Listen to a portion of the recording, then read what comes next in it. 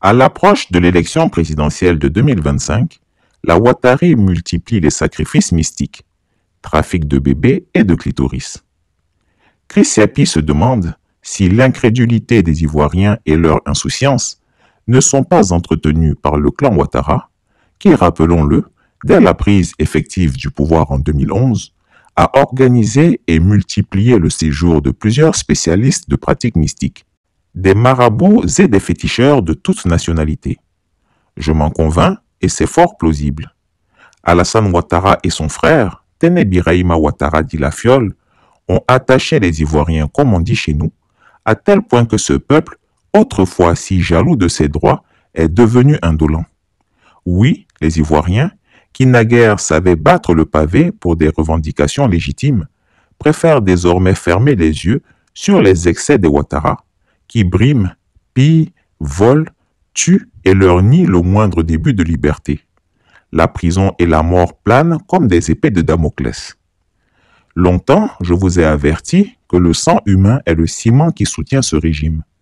Je vous avais également donné, presque avec exactitude, les périodes durant lesquelles ces événements se produisent généralement. Certains y croyaient, tandis que d'autres me jetaient l'opprobre. Voici donc qu'à moins d'un an de l'élection présidentielle, les accidents graves avec des morts se multiplient presque partout en Côte d'Ivoire. Dimanche 10 novembre 2024, on dénombrait 21 morts dans un accident sur la route entre Gagnois et Soubré. La veille, c'était un autre accident tragique de la circulation sur l'axe Bodo-Ndoussi qui avait fait 2 morts. Sans dresser une liste exhaustive ni vouloir établir un bilan macabre de ces drames qui endeuillent les Ivoiriens au quotidien, il faut se poser des questions sur leur récurrence malgré toutes les dispositions prises par le ministère ivoirien des Transports pour renforcer la sécurité routière. Avant ces drames, le Conseil national de sécurité avait même indiqué avoir enregistré une baisse d'environ 31% du nombre d'accidents de la circulation, passant de 1833 en juin 2024 à 1403 en septembre 2024. Force est de constater que ces chiffres vont malheureusement augmenter et nous connaissons les raisons qui se cachent dans les pratiques ésotériques du clan Ouattara. Il ne faut pas manquer le rendez-vous de 2025. C'est vaincre ou périr. Alors tout doit y passer. Aussi, n'avez-vous pas remarqué qu'il y a concomitamment des disparitions d'enfants durant cette même période? Plus particulièrement, il s'agit d'enfants albinos ou roux.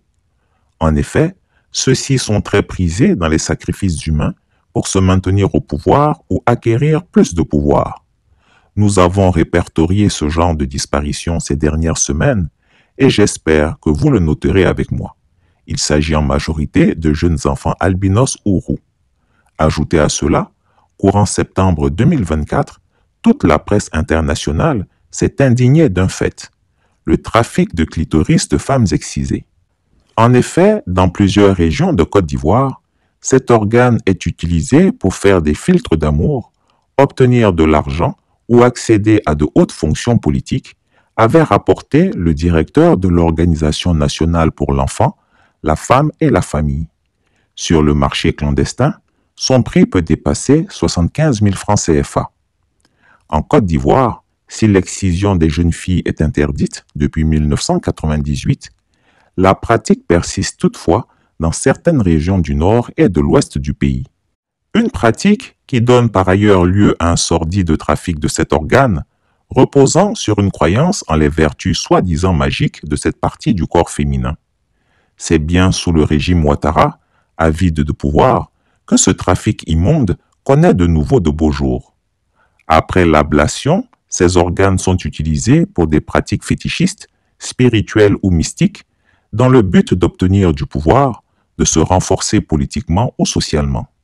Chris Yapi n'a véritablement pas été surpris par la présence d'embryons et de fœtus humains, ainsi que de matières organiques à la décharge d'Akwedo.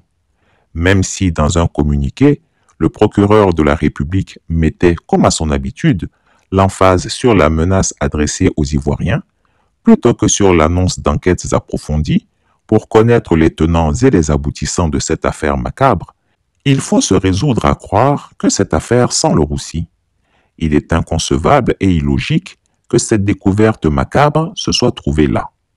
Bien avant, je vous avais indiqué qu'aux quatre coins de la Côte d'Ivoire se cachait ce type de sacrifice de bébés, de fœtus ou encore d'avortons. Les faits me donnent encore raison et en poursuivant mes enquêtes, vous découvrirez maintenant d'autres autels de ce type. Chers auditeurs, Chris Yapi vous appelle à plus de vigilance. Surveillez vos enfants. Les élections approchent et le clan Ouattara va multiplier ce genre de sacrifices. Ne prenez pas ces avertissements pour de l'amusement. Encore une fois, je vous préviens, car chaque enfant disparu, chaque accident de la circulation, chaque bébé sacrifié est un drame de trop, juste pour la gloire d'une famille, les Ouattara. Chris Yapi ne ment pas. Retrouvez Chris Yapi sur ses deux chaînes YouTube, sa chaîne Dailymotion, Instagram et VK.